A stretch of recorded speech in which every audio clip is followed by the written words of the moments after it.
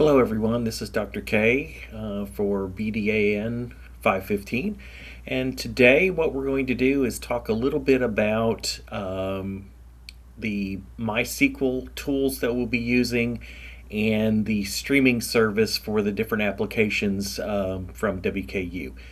So when you click on this link here, you're going to go down and you're going to see this is where you'll find this particular video, and you're going to find information here that we're going to talk about in this particular video. So we're going to connect to the virtual machine, we're going to open MySQL Workbench, and we're going to use OneDrive to be able to get these files accessed on that virtual machine. So let's step back just a little bit here, and we're going to click on this link here. I already have that tab open, but if you click on the link, it will bring you to this particular page, which is the app streaming from Horizon. You're going to click Get Started, and you're going to need to authenticate using your WKU account. And before we go any further with that one, I'm going to leave that. You can hit accept. The other thing we have to do, I'm going to set this up a couple different ways so that you can see it. OneDrive is going to be the way that we are able to get files onto this virtual machine. So you have a couple different options.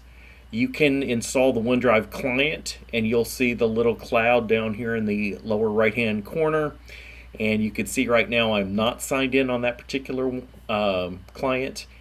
And what you would do is you would go ahead and authenticate using your WKU account, and you'll see the blue icon then showing that you're connected to the cloud. Unfortunately, mine is not working right now. IT is looking into that. So I'm going to show you an alternative, which in some ways is a little easier. You can go to, I always just look it up.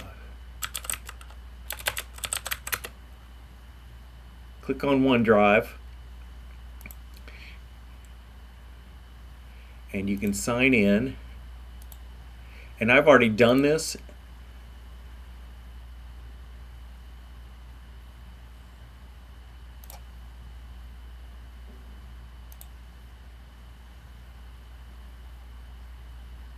And then you'll have access to your drives and your information.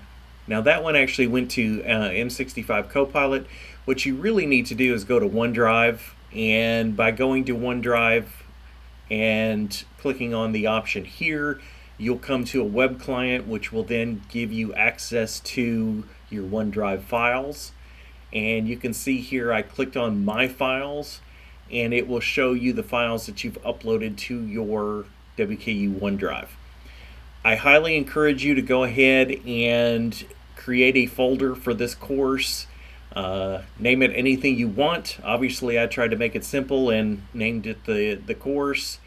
And then you can load any files and save files here that you need.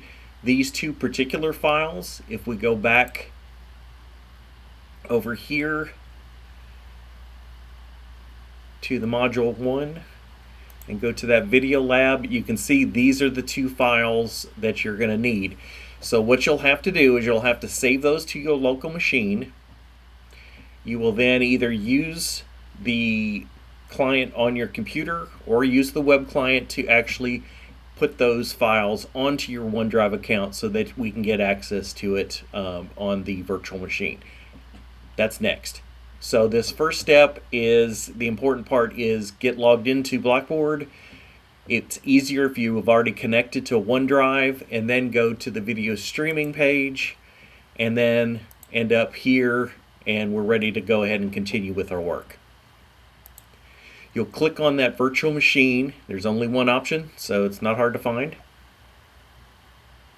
This takes a second sometimes, but what it's doing is it's spinning up a virtual Windows machine for you and giving you access to it.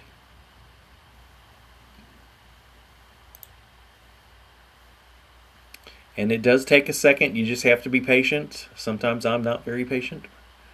But so what's happening here is you're seeing a virtual desktop that's running either in the cloud or on Western's campus, and it's a virtual machine that allows us to install any software that we need without having resource issues or any compliance issues.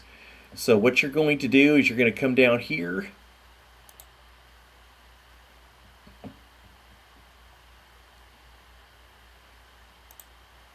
and you're going to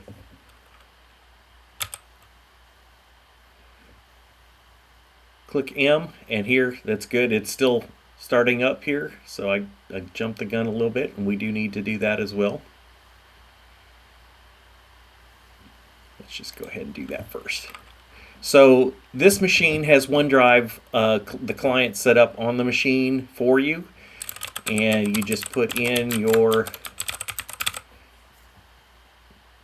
email address. Hopefully this works. We'll see.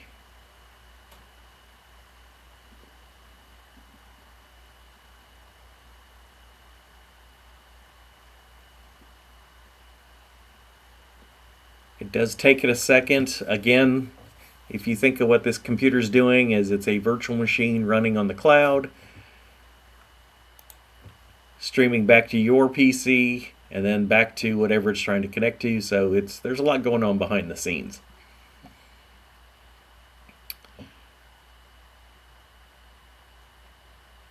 I guess I really should play the Jeopardy theme while this is waiting here, but I'm not prepared to do that.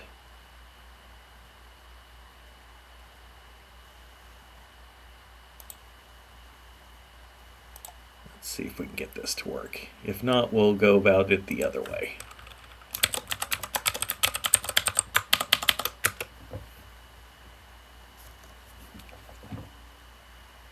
Now I'm going to go to my multi-factor authentication,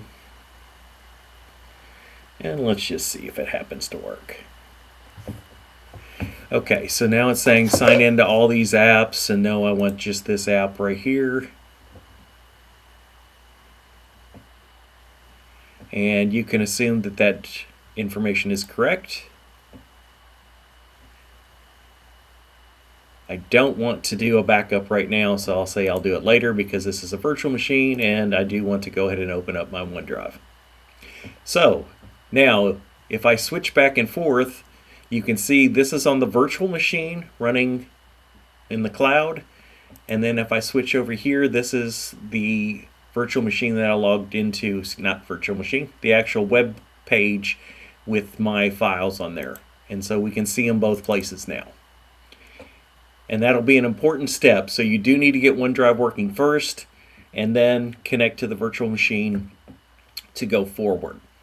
The next step in the process is we need to go ahead and install the MySQL Workbench software. And let's go to all, and we're going to go to the M's, and you'll see MySQL Workbench. You're going to click on that, and what it's going to do is it's going to install that software on this machine. Sometimes that takes a little bit longer. If it does, just be patient. And now what we're going to do is we're going to connect to that local instance of MySQL.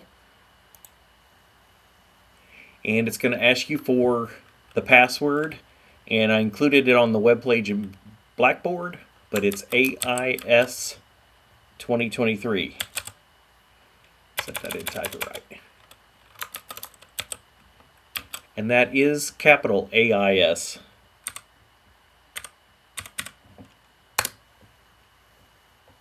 And then I'm going to maximize that so we can see the whole screen. So we will get into a lot of details and a lot of the tools here within MySQL Workbench. I'm going to go over just the basics to get you started today. This is really more of a how-to to get started, and you'll be exploring more and more throughout the course of how to use this tool. So you can see there are a lot of different options up here. What we want to do is we want to go to File and we want to open a SQL script.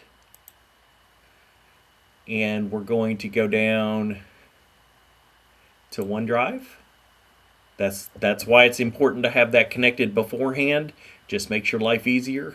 I'm going to double click on that, and you're going to see two files that we uploaded earlier that are part of that assignment. There is the schema, which is the skeleton or the tables of the database. And then there's the data that we're going to load into the database. So what we want to do first is you have to create the database. So that is the structure behind it. You're going to click on the schema and you're going to click open. And what that does is that opens that into, you'll see this tab here, and it opens up a large SQL file with all the directives and structure for the Sequila database. This is not something that you necessarily have to understand all of, but you will, by the end of the class or end of this course, have a better understanding of what we're doing here and what each of those fields mean. But at this point, you can feel free to look around. Please don't edit this because it will not work properly if there are any errors in it. But you can see that this file is pretty long. And once we've opened that, you're going to click over here and you're going to see execute the script or the portion that that little lightning bolt there. And if I grab this down here, you can see the output and everything that happened by running that script. This is very handy if you do have problems.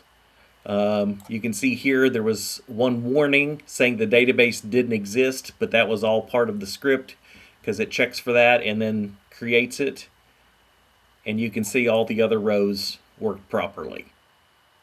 So what we've done there is we've just executed that first script of the Sequila database, created the structures, the tables, the fields, etc.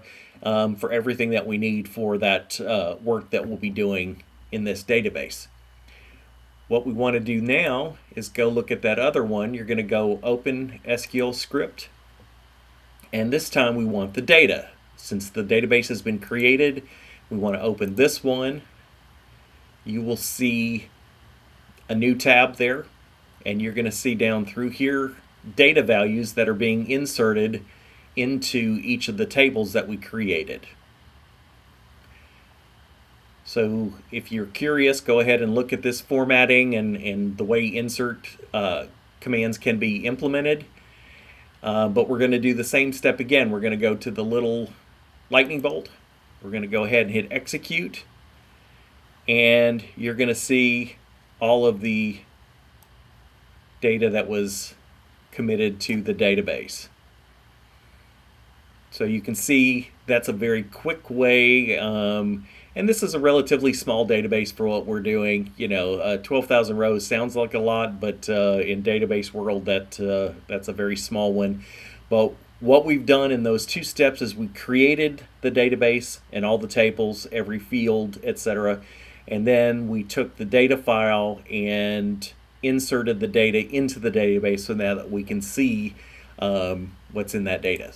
So if you go back and go to a different query window, we could have done it in the same one, but now let's run a couple commands.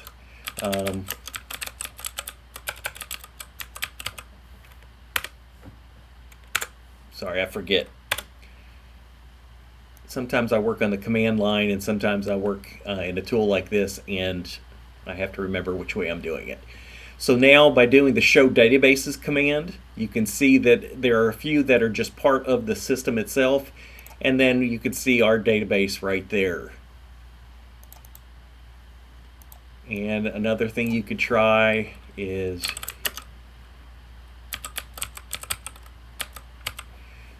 use Sequila. Now there's no output to that command. That is, but you could see that it was executed correctly down here. Everything's good. So there's nothing to show. You're just telling the system that's the one, that's the database I want to use. Another one is show tables. Execute. And these are all the data tables that are in the database. So there's quite a few. And another command that's you'll get familiar with is describe and pick a table name. Describe actor. And you can see that there's actor ID, first name, and last update timestamp. So that gives you at least a brief overview of what we're going to be doing. This is what you'll do for that first video assignment. I want for you to show me that you know how to do all these steps. You're going to connect your OneDrive. You're going to connect to the virtual machine. You're going to install MySQL Workbench, and you're going to upload the 2 SQL files, create the database, and then show me some commands that you understand how to, at least the basics of MySQL Workbench.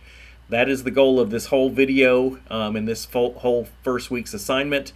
We will go further from there, but you're going to have to do this every time that you connect to that virtual machine. Unfortunately, we lose everything when that virtual machine is stopped.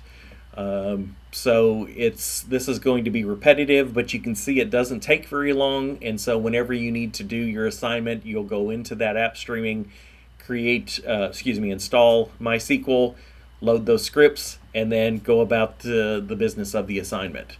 So if you have any questions, feel free to reach out to me. I'm going to go ahead and stop this video. When you're done, you can close it just like your machine. You can close all that and close that virtual machine out, and it will disconnect the client. And that's all there is to it. So if you have any questions, let me know. If not, we'll move further and go on from here.